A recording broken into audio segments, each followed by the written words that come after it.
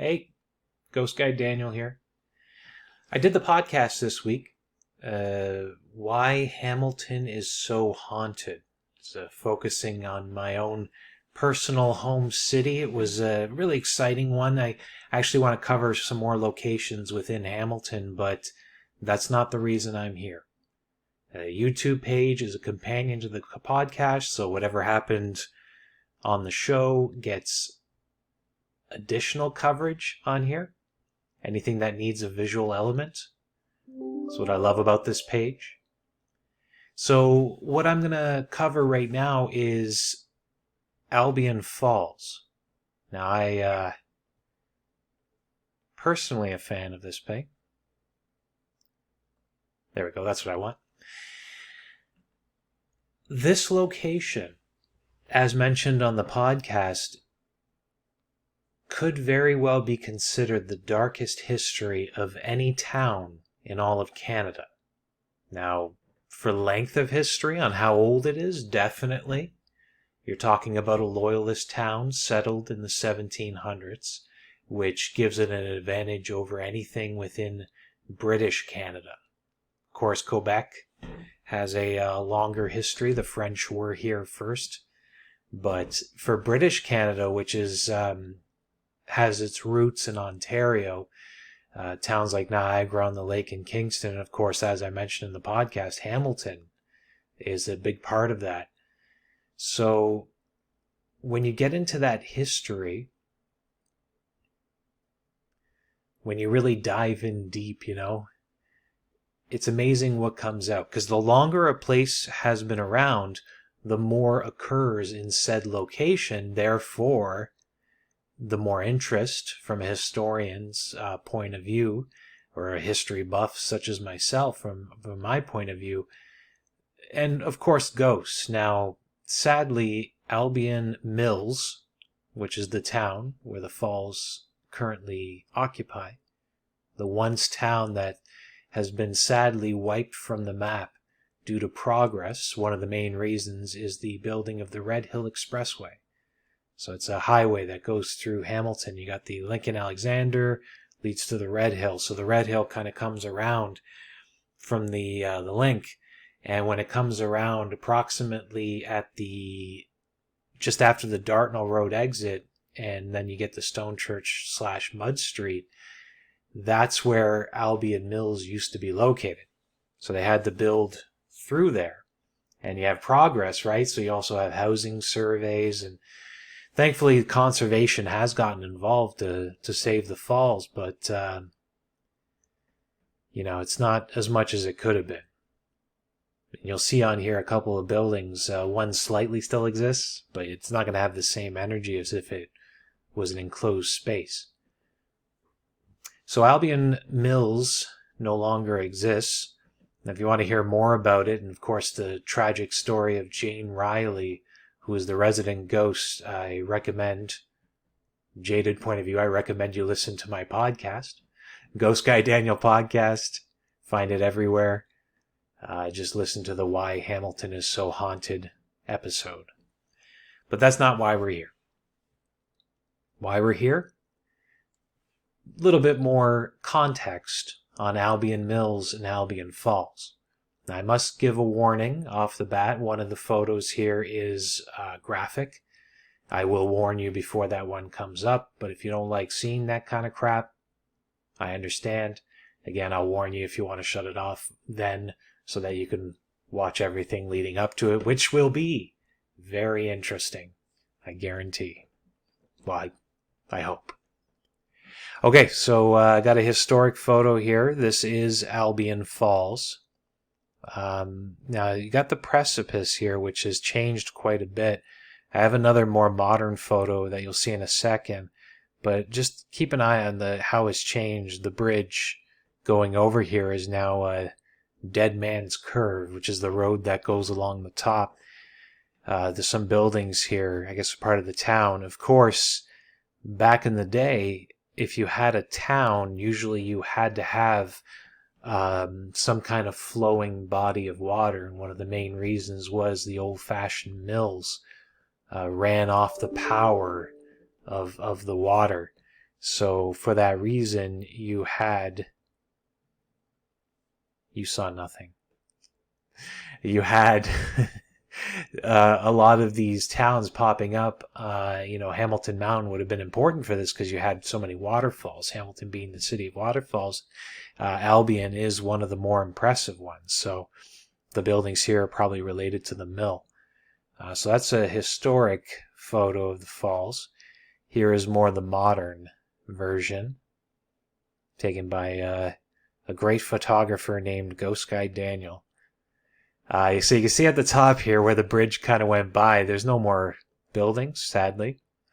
No mill structures. I don't think there is foundations, not that you could actually put foundations into the stone. Definitely more aesthetically pleasing, although it is from a different view. And the road up here, Dead Man's Curve, is now the road that kind of goes through Albion Falls. So on this side here, standing behind me, would be the parking lot for people to get out at. There's trails, some trails around here. One trail you can actually go down to the bottom of the falls. This is approximately where the workers were standing when Jane Riley took her jump, most likely landing approximately there onto the rocks. Again, part of the podcast. So this is the blacksmith shop. Now this is of note, not just because it's a building in Albion Mills, and you can see some of the residents there in front. This is actually quite detailed in that sense. Not the best resolution, unfortunately, but he has a little kid there too. So I assume one of these men, probably this fella here, because he's got the suspenders, is the blacksmith. You'd always tell who's in charge, whoever is wearing the suspenders, and has got this beautiful bald head that's kind of reflecting the sun a tad. I'm getting too detailed about this, but he's most likely the blacksmith. Oh yeah, look at it. I didn't even notice the cars over here. That is cool. Now, if these are kind of the modern cars, it looks like this would have been the early 1900s, so it almost looks 1920s, 1930s is my guess. So that's the blacksmith shop and how it looked when it was an actual shop. Right here. I have it out of order. So how it looks today is the interesting part. So this is kind of an entrance into the trail. This is I'm not sure what it's called, trail. That's not official. But I don't think this was most likely the original location, because you used to be able to see the blacksmith shop from the highway. Now I have a Google map here. Hopefully gives you a better idea of how this is situated. So yeah, here's the highway here. It looks like they've covered it up since, so you can't see it as well. Yeah, so the highway would have been over here on the left-hand side. So yeah, they used trees to cover it up. I guess you don't want to remind people that history was destroyed. I don't know. That's just my guess. I could be wrong. So the blacksmith shop is right here. There's the Red Hill Valley, which went right through. There's Albion Falls, so the town would have been located around here, leading all the way through. And you see a lot of it was kind of just destroyed. It went right through the heart. Just to give you an idea, you have what was the town over here, and then we scroll in to this new housing survey. There, the blacksmith ruins are right there. And then we come over here. We go over here somewhere. There it is. That is the cemetery, which I'll show you in a second. So Albion's Mills Cemetery, the supposed witch's grave, would be located on this side right here, close to the road. And I'll show you that too. So there's their situation. Blacksmith shop up here. Trail is, according to Google Maps, completely unnamed. I'm sure it's official though. But you can see it's a cool trail if you take it down through the Red Hill Valley. So it's probably part of the Red Hill Valley Trail. Anyway, I digress. So blacksmith shop ruins. Now the photo that was misplaced. This is the Albion Tavern slash hotel, and this would have been located at the top of the original hill. And I can't. Where was it? Not Mountain Bow Boulevard.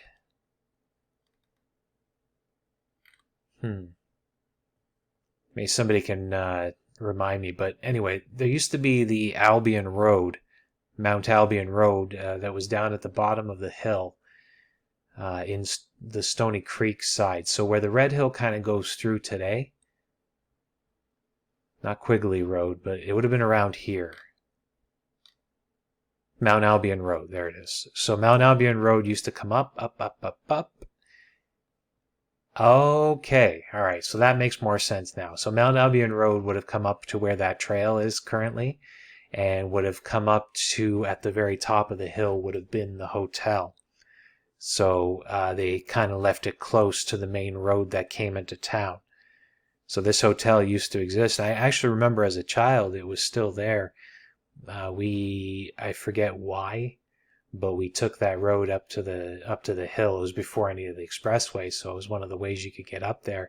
And I remember at the top of the hill, near there, maybe not exactly at the top, when you turned onto Dead Man's Curve, which we're probably going to the falls.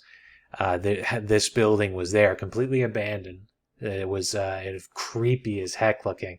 If you look at it now, I mean, it looks fairly modern.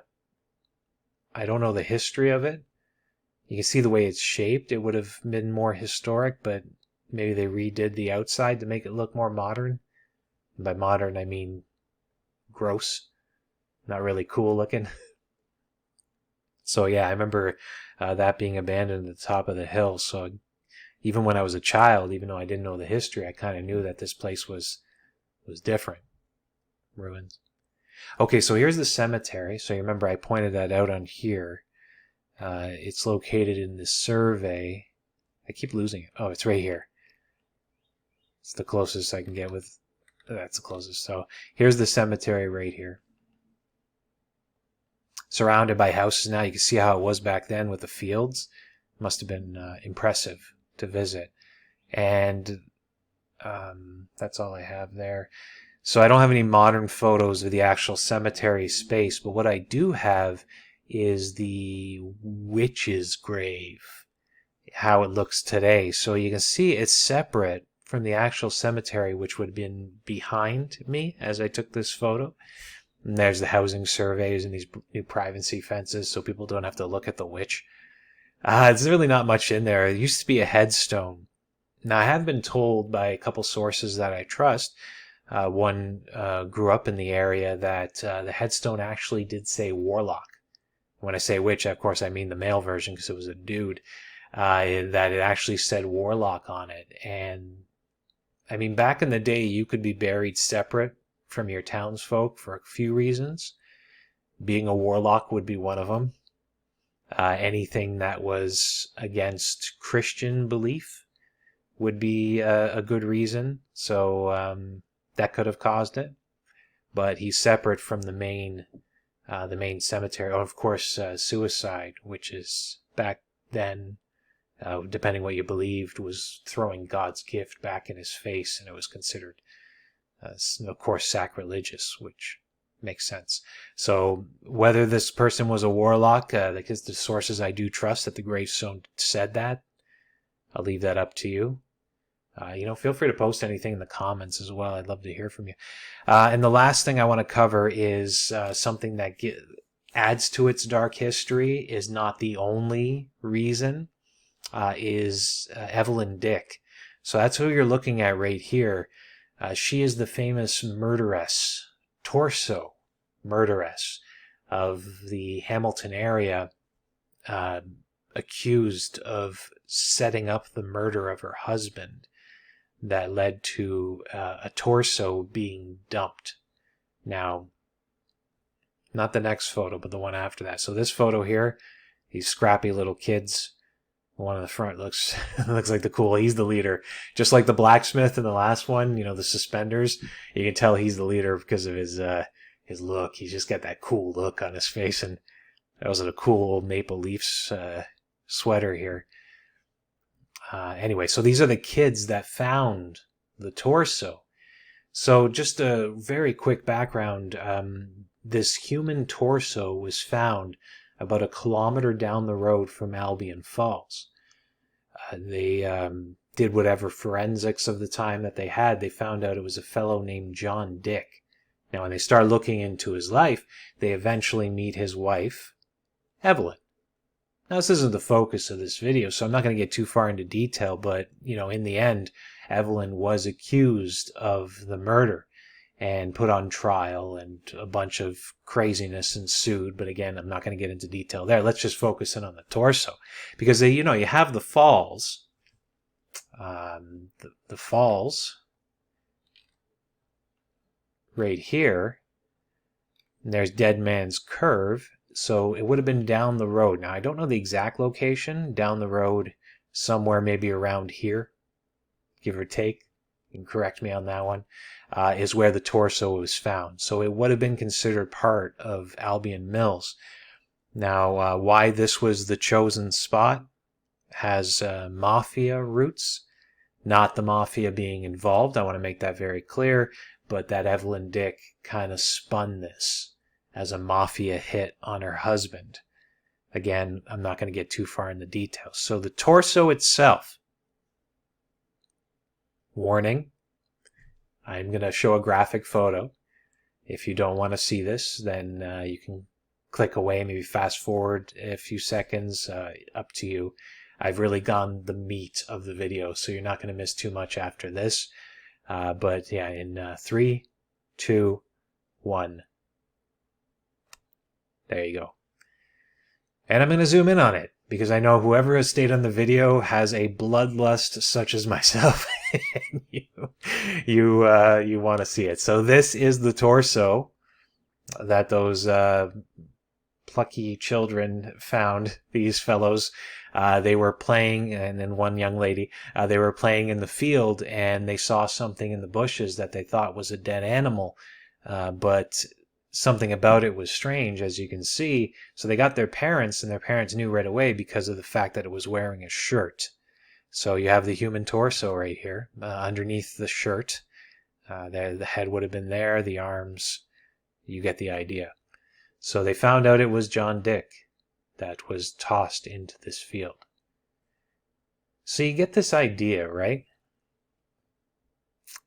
You get this idea of a place that has some very interesting dark histories. You understand that if this place had some locations that still existed, it would be a focal point, not just for paranormal investigators, but for historians themselves.